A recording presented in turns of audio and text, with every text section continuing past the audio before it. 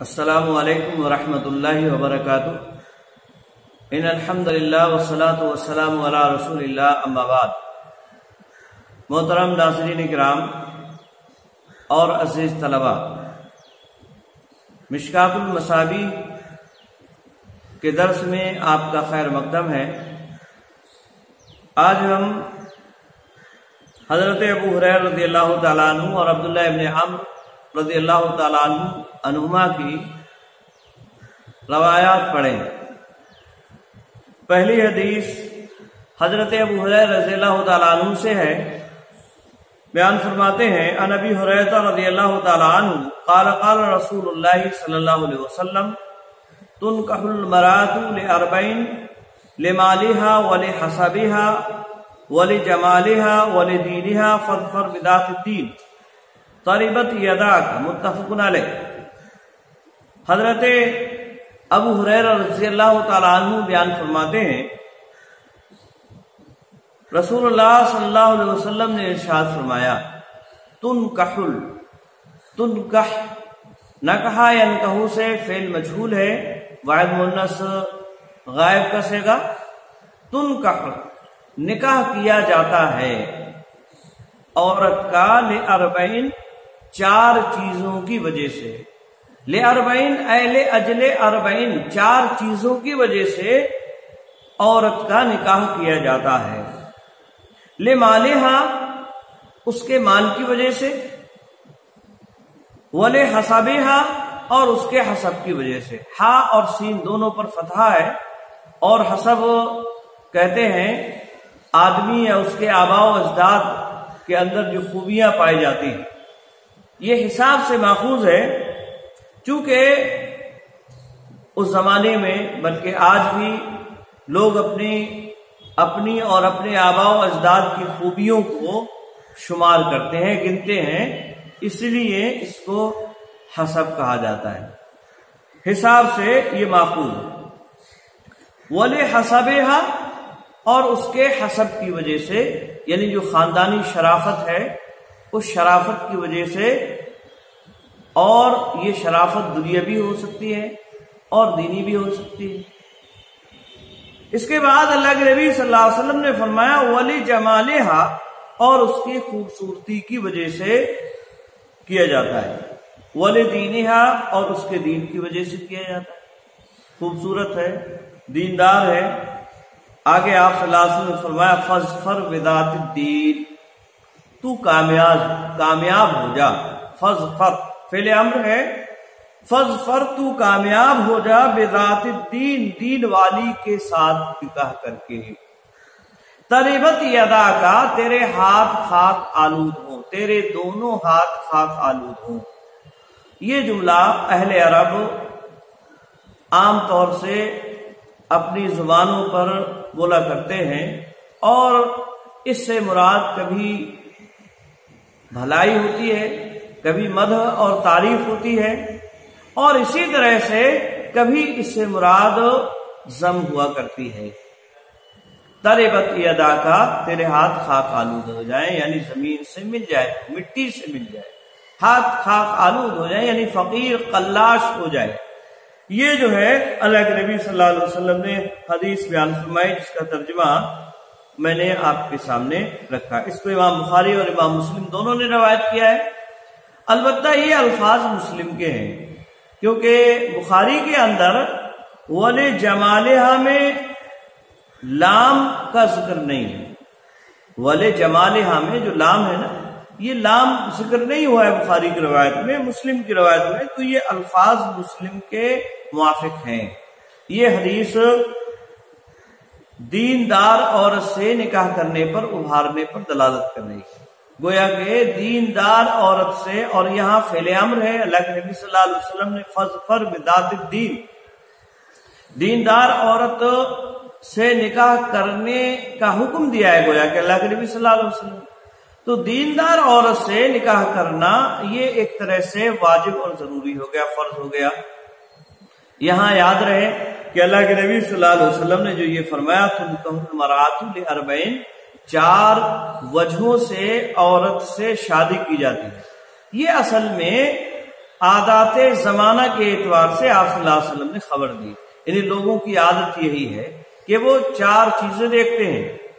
یہ 4 چیزیں ان کے مطمح نظر ہوتی ہیں. اصل مقصد ان کا انہی 4 چیزوں پر ٹکا ہوتا ہے. کوئی آدمی عورت کے مال اور دولت کی وجہ سے شادی کرتا ہے، جیسا کہ آج ہمارے زمانے میں ہمارے معاشرے کے اندر بہت سارے نوجوان اسی طرح کے ہیں. وہ مال اور دولت کو دیکھ کر شادیاں کرتے ہیں، انہیں دینداری سے کوئی مطلب نہیں، اور اسی طرح سے اور دوسری جو صفات ہیں اس سے کوئی مطلب نہیں ہے. اگر عورت مالدار ہے، جہیز میں بہت سارا خزانہ لے کر آنے والی ہے، تو ایسی عورت سے شادی کر لیتے ہیں.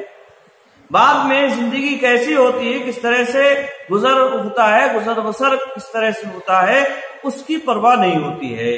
جہیز بہت سارا لے کر آنے والی اگر عورت ہے تو اس سے نکاح کر لیا جاتا ہے. یہ ہمارے زمانے کا دستور ہے. اور اسی طرح سے کچھ لوگوں کا مطمع نظر حسب نسب ہوتا ہے. وہ اپنے خاندان میں نکاح کرتے ہیں، خاندان سے ہٹ کر اپنے ذات اور برادری میں نکاح کرتے ہیں. ذات برادری میں نکاح کرنے ہی میں انہیں شان اور شوکت لگتی ہے.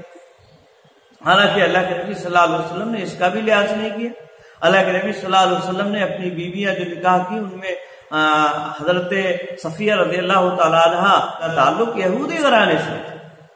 تو یہ آپ کے خاندان یعنی خاندان قریش سے نہیں، بنو ہاشم سے ان کا تعلق نہیں ہے، قریش سے ان کا تعلق نہیں ہے، بلکہ یہ یہودی گھرانے سے ان کا تعلق ہے. اسی طرح سے حضرت ماریہ قبطیہ رضی اللہ تعالیٰ، یہ مصر کی رہنے والی مصری ہیں. تو یہ جو ہے اللہ کے نبی صلی اللہ علیہ وسلم نے اس کا کبھی لحاظ نہیں کیا. اسی طرح سے صحابہ اکرام رضوان اللہ تعالیٰ علیہ مجمعین بھی شادیاں کرتے تھے، وہ بھی اس بات کا خیال نہیں رکھتے تھے کہ وہ ذات اور برادری کو ترجیح دیں.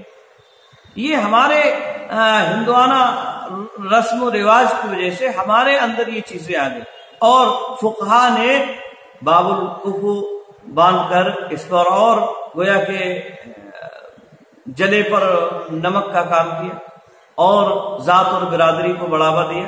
اب معاملہ یہ ہے کہ ذات اور برادری سے ہٹ کر کوئی شادی کرنے کی سوچ ہی نہیں سکتا ہے، الا یہ کہ اب ادھر کچھ حالات نارمل ہو رہے ہیں اور لوگ اس طرف اس تعلق سے کافی بیداری کا ثبوت دے رہے ہیں.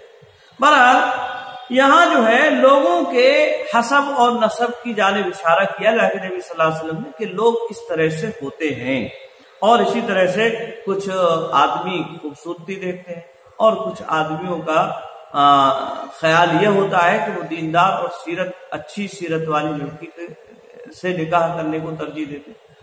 بہرحال یہ ایک طرح سے آپ صلی اللہ علیہ وسلم نے یہ بتلایا کہ یہ 4 وجہیں ہیں جس کی بنیاد پر کسی عورت سے شادی کی جاتی ہے. لیکن ساتھ ہی ساتھ آپ صلی اللہ علیہ وسلم نے یہ بھی بتلایا کہ دیندار عورت سے شادی کرو، کیونکہ یہی کامیابی کی ضمانت ہے، یہی کامیابی کا سبب بننے والی. آج ہم دیکھیں دیندار عورت جب گھر میں آتی ہے تو برکتیں لے کر آتی ہے، وہ شوہر کے حقوق ادا کرتی ہے، شوہر کے ساتھ ساتھ اپنے بچوں کے حقوق ادا کرتی ہے، گھر والوں کے حقوق اچھے سے نبھاتی ہے، اور اسی طرح سے وہ تمام چیزوں میں افراط و تفریط سے بچی ہوئی ہوتی ہے، اور وہ صابرہ اور شاکرہ ہوتی ہے، صبر کرنے والی ہوتی ہے. مصیبتوں اور پریشانیاں اگر اس پر لائق ہوتی ہیں تو وہ ان پر صبر کر لیتی ہے، شکر کرتی ہے، اور اسی طرح سے وہ شوہر کے بہت زیادہ مطالبے نہیں کرتی ہے، شوہر سے بہت زیادہ باتیں نہیں بناتی. تو یہ ساری چیزیں دیندار عورت کا معاملہ ہوتا ہے، اور اس سے گھر جو ہے وہ جنت بن جاتا ہے، گھر جنت کی طرح ہو جاتا ہے. کسی بھی طرح کی کوئی لڑائی، کسی بھی طرح کی کوئی جھگڑا نہیں ہوتا ہے، تو میں نہیں ہوتی ہے. ہاں انسان ہونے کے ناطے سے کبھی کبھار کوئی معاملہ ہو گیا تو وہ ایک الگ بات ہے، لیکن اکثر و بیشتر حالات ان کے اچھے رہتے ہیں اگر عورت دیندار ہے، نماز کی پابند ہے، تقوی اور طہارت کی کاربند ہے، اور اس پہ جو ہے عمل کرتی ہے، تو یہ کامیابی کی ضمانت ہوتی ہے. اور اللہ کے نبی صلی اللہ علیہ وسلم نے اسی جانب اشارہ فرمایا. جبکہ اگر دیندار عورت نہیں ہے، اگرچہ مال اور دولت بہت سارا لے کر آتی ہے. تو آج ہم نے دیکھا ہے ہمارے زمانے میں کتنے ایسے لوگ ہیں جو مال اور دولت والی عورتوں سے نکاح کیے، لیکن حالات ان کے بگڑتے چلے گئے. حالات نے انہیں جو ہے کہیں سے کہیں تک پہنچا دیا. وہ عورت نہ ان کی ماننے کے لیے تیار ہے، نہ ان کے ماں باپ کی ماننے کے لیے تیار ہے. جب ظاہر سی بات ہے جب ایک مال دولت کے خزانہ لے کر آئے گی کیوں آپ کی سنے گی؟ اور پھر معاملات طلاق تک پہنچ جاتے ہیں، اور پھر وہ لسٹ آ جاتی ہے کہ بھئی جو ہم نے جہیز دیا ہے وہ جہیز ہمارا تو واپس کرو. تو ایسے حالات ہو جاتے ہیں. یہ سب کیوں ہیں؟ یہ اس وجہ سے ہے کہ ہم نے نبی اکرم صلی اللہ علیہ وسلم کی سنت، آپ صلی اللہ علیہ وسلم کا جو طریقہ ہے اس طریقے کو چھوڑ دیا. سنت کا جو طریقہ ہمیں بتلایا گیا نبی اکرم صلی اللہ علیہ وسلم نے، اس طریقے کو ہم نے پس پشت ڈال دیا. ہم نے اس کی طرف دھیان نہیں دیا، بلکہ ہم نے اپنی طرف سے کبھی مال کو، کبھی حسب و نسب کو، خاندانی شرف و عزت کو جو ہے ہم نے آگے کرنا شروع کر دیا. یا اسی طرح سے ہم نے جو ہے خوبصورتی کو پیمانہ بنا لیا. لیکن یہ ساری چیزیں پیمانہ نہیں ہے. پیمانہ صرف اور صرف دین ہونا چاہیے. یہ حدیث اس بات کی دلیل ہے. اسی طرح سے دوسری حدیث حضرت عبداللہ ابن عمرو رضی اللہ تعالیٰ عنہما کی ہے. کہتے ہیں قال رسول اللہ صلی اللہ علیہ وسلم الدنیا کلها متاع وخیر متاع الدنیا المرأة الصالحہ رواہ مسلم. حضرت عبداللہ ابن عمرو رضی اللہ تعالیٰ عنہما بیان فرماتے ہیں کہ رسول اللہ صلی اللہ علیہ وسلم نے ارشاد فرمایا الدنیا کلھا متاع، دنیا پوری کی پوری، کلھا پوری کی پوری، تمام کی تمام، متاع متاع ہے، سامان زندگی ہے. متاع کہتے ہیں جس کا نفع تھوڑا ہو اور قریب ہی ختم ہونے والی، یعنی ایسی چیز جس کا نفع کم ہو اور قریب ہی ختم ہونے والی، یعنی قریب اس کا نفع جو ہے ختم ہو جائے، جلد ہی اس کا نفع ختم ہو جائے. تو ایسی چیز کو کہا جاتا ہے متاع. اللہ رب العالمین نے قرآن مجید کے اندر ارشاد فرمایا نبی اکرم صلی اللہ علیہ وسلم کو خطاب کرتے ہوئے قل متاع الدنیا قلیل، کہ اے نبی اکرم صلی اللہ علیہ وسلم آپ ان سے کہہ دیجیے، یعنی کفار و مشرکین سے آپ کہیے کہ یہ جو دنیا کو ترجیح دے رہے ہیں دنیا کا سامان قلیل ہے. متاع الدنیا قلیل، دنیا کا سامان قلیل ہے، تھوڑا ہے، یہ ختم ہونے والا ہے، فانی ہے. تو یہاں جو ہے آپ صلی اللہ علیہ وسلم نے فرمایا الدنیا کلھا متاع، دنیا کل کا کل متاع ہے، یعنی سامان ہے جو جلد ختم ہونے والا ہے. یہ ہمیشہ رہنے والا نہیں ہے، یہ جلد ختم ہونے والا سامان. وخیر متاع دنیا، اور دنیا کا سب سے بہتر سامان، وخیر متاع دنیا، اور دنیا کا سب سے بہتر سامان، خیر و متاع بہتر سامان. خیر یہ اس میں تفضیل ہے، اور کثرت استعمال کی وجہ سے اس میں تفضیل کا جو الگ ہے وہ حمزہ حذف ہو گیا ہے. خیر و اخیر اصل میں اس کے اصل اخیر اس کی اصل ہے، تو حمزہ کو حذف کیا، اور جو یا پر فتحہ تھا اس کو خیر خا پر لے کے آیا تو خیر ہو گیا. تو خیر و متاع دنیا، خیر و متاع دنیا، دنیا کی سب سے بہتر، دنیا کا سب سے بہتر سامان المرأۃ الصالحہ، نیک بیوی ہے، نیک عورت ہے. المرأۃ الصالحہ، نیک عورت، یہ دنیا کا سب سے بہتر سامان ہے. کیونکہ اگر دنیا عورت اگر نیک ہوگی، تقوی اور طہارت کی پابند ہوگی، تو اس سے جو پیدا ہونے والے بچے ہوں گے ان کی تربیت اچھی ہوگی، وہ خود اچھی ہوگی، شوہر کو خوش کرنے والی ہوگی، اور اسی طرح سے حقوق کی ادائیگی کرنے والی ہوگی، اپنے شوہر کے حقوق ادا کرنے والی ہوگی. اسی طرح سے اور جو دیگر اولاد ہیں، بچے ہیں، ان کے حقوق کی ادائیگی کرنے والی ہوگی.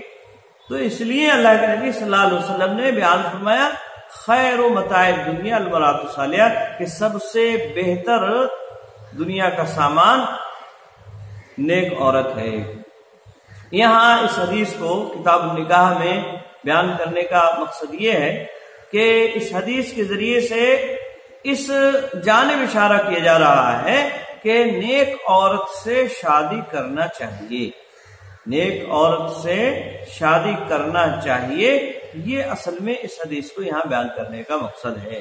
جیسا کہ حضرت ابو ہریرہ رضی اللہ تعالیٰ عنہ کی اوپر والی حدیث کا بھی یہی مقصد ہے کہ نیک عورت سے نکاح کیا جائے، دیندار عورت سے نکاح کیا جائے، اور یہاں بھی اس حدیث کو بیان کرنے کا یہی مقصد ہے۔ تو یہ دونوں حدیثیں اس بات کی دلیل ہے کہ نیک عورت سے شادی کرنا چاہیے، اور جو بری خصلت والی ہیں، برے اخلاق اور کردار والی عورتیں ہیں، ان سے دوری بنا کے رکھنا چاہیے اور ان سے نکاح نہیں کرنا چاہیے۔ اسی طرح سے تیسری حدیث حضرت ابو ہریرہ رضی اللہ تعالیٰ عنہ کی ہے۔ عن ابی ہریرہ رضی اللہ تعالیٰ عنہ قال قال رسول اللہ صلی اللہ علیہ وسلم خیر النساء رکبن الابل صالح النساء قریش احناہ علی ولد فی صغرہ وارعاہ علی زوج ذات یدہ، متفق علیہ۔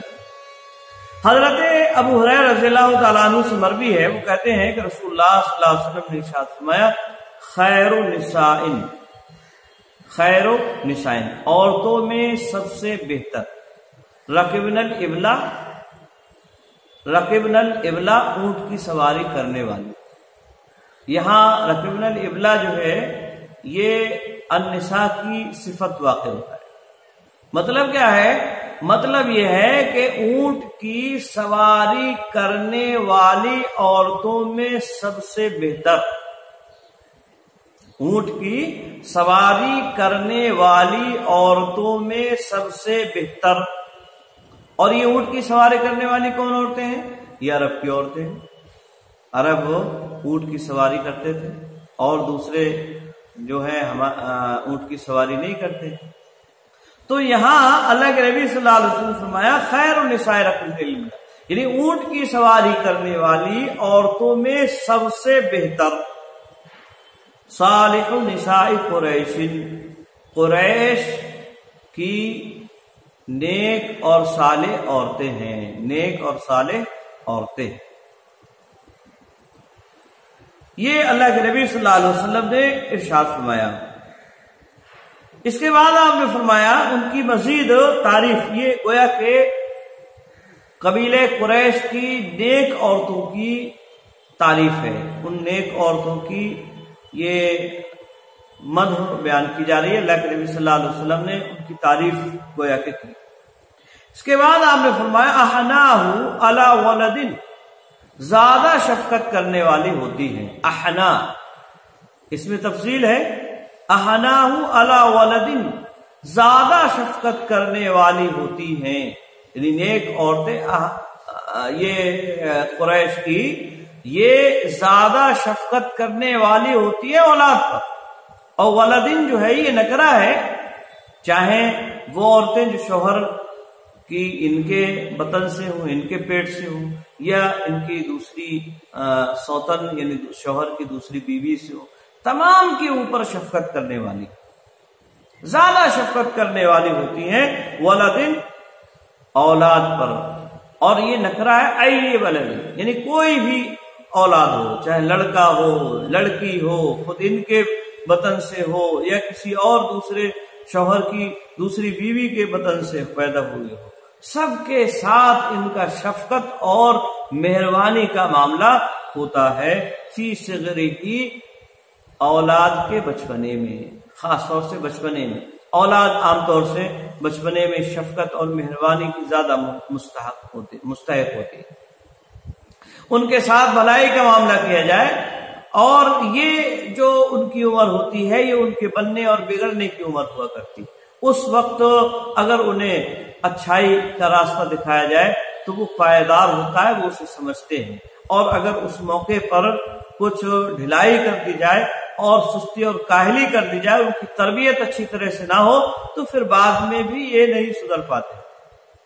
تو یہاں شفقت کرنے والی ہوتی، اور اگر سختی، ظاہر سی بات ہے اللہ کے نبی صلی اللہ علیہ وسلم نے 10 سال اگر ہے تو انہیں ڈانٹنے یا پھٹکارنے یا مارنے کا حکم دیا ہے. تدریب کا حکم اولاد کو اس وقت دیا گیا ہے، لیکن اس سے نیچے اگر ہے تو انہیں سمجھانے کا حکم دیا ہے.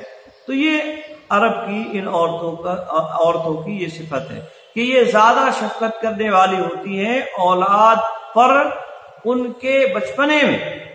وَارْعَاهُ عَلَى زَوْجٍ ذَاتِ يَدٍ، اور اسی طرح سے زیادہ حفاظت کرنے والی ہوتی ہے.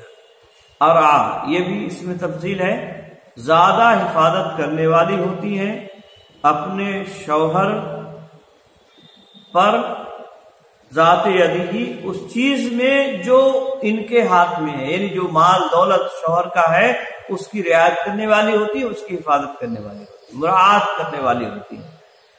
تو یہ جو ہے شوہر قریش کی جو نیک عورتیں ہیں ان کی تعریف اللہ کے نبی صلی اللہ علیہ وسلم نے بیان فرمائی. اس کو امام بخاری امام مسلم دونوں نے روایت کیا ہے. یہاں یاد رہے کہ یہ قریش کی عمومی طور سے عورتوں کی اللہ کے نبی صلی اللہ علیہ وسلم نے تعریف کی ہے اور ان کو کہا کہ یہ سب خیر و نسائن، عورتوں میں سب سے بہتر ہیں، عورتوں میں سب سے بہتر ہے. لیکن یاد رہے یہاں صفت لائے ہیں رکبن الابلا، یعنی اونٹ کی سواری کرنے والی. لہذا جو اور دوسری عورتیں جیسے حضرت مریم علیہ السلام ہیں یا حضرت حاجر ہیں یا حضرت سارہ ہیں یا حضرت آسیہ ہیں، ان عورتوں کو اس میں شامل نہیں کیا گیا ہے. یہ عورتیں اس میں داخل نہیں ہیں، ان کا مقابلہ نہیں. اس میں تفصیل میں عام طور سے مقابلہ ہوتا ہے، لیکن اس مقابلے میں یہ عورتیں جن کا بھی نام لیا گیا، یہ عورتیں اس مقابلے میں داخل نہیں ہیں. کیوں؟ اس لیے کہ یہاں جن عورتوں کی بات ہو رہی ہے، مقابلہ جن عورتوں کے درمیان میں ہے، وہ عورتیں ہیں جو اونٹ کی سواری کرنے والی ہیں. اور حضرت مریم ہوں یا حضرت آسیہ ہوں، یہ ساری عورتیں اونٹ کی سواری کرنے والی نہیں تھیں. لہذا یہ نہیں کہا جا سکتا کہ اور قریش کی عورتیں ان عورتوں سے افضل اور بہتر ہیں، ان عورتوں سے افضل اور بہتر ہیں، یہ نہیں کہا جا سکتا. یا پھر یہاں جو ہے من خیر نساء رکبن الابلا، یہ بھی کہا جا سکتا ہے، یعنی جو بہتر عورتیں ہیں ان میں سے اونٹ کی سواری کرنے والی عورتوں کی وہ عورتیں ہیں جو نیک اور صالح ہیں. یعنی قریش کی نیک اور صالح عورتیں بھی بہتر عورتوں میں سے ہیں. بات سمجھ میں آ رہی ہے؟ تو یہ اصل میں حدیث کا معنی اور مفہوم ہے. یہ حدیث یہاں اس کتاب النکاح میں ذکر کرنے کا مقصد کیا ہے؟ یہاں اس حدیث کو کتاب النکاح میں ذکر کرنے کا مقصد یہ ہے کہ ایسی عورتوں سے شادی کی جائے، ایسی عورتوں کو شادی کے لیے چنا جائے جو ایماندار ہوں، اولاد کی حفاظت کرنے والی ہوں، ان کی بچپنے میں یا اسی طرح سے بعد میں شفقت اور مہربانی کا معاملہ کرنے والی ہوں ان کے ساتھ. یہ اصل میں اس حدیث کو یہاں ذکر کرنے کا مقصد ہے. یہاں یاد رہے خیر النساء رکبن الابلا، یہ جملہ مبتدا ہے. یہ جملہ کیا ہے؟ پورا مبتدا بنے گا، اور مبتدا بننے کے بعد صالح نساء قریش، اور اس کے بعد والا جملہ یہ اس کی خبر ہوگا. اور یہاں جو ہے چونکہ خیر آیا ہے شروع میں، خیر نساء رکبن الابلا، اسی کی مناسبت سے صالح یہ مذکر لایا گیا ہے. چونکہ پہلے خیر آیا تو لفظ چونکہ مذکر آیا ہے، اور اسی بنیاد پر یہاں صالح نساء قریش، یعنی یہاں صالح کو مذکر ذکر کیا گیا ہے. تو یہ یاد رہے. یہ 3 حدیثیں آج کے لیے آپ کے سامنے رکھی گئیں. اللہ رب العالمین سے دعا ہے ان حدیث کے اندر جو باتیں رکھی گئی ہیں ان پر عمل کرنے کی توفیق عطا فرمائے. آمین. وآخر دعوانا الحمدللہ رب العالمین. السلام علیکم ورحمۃ اللہ وبرکاتہ.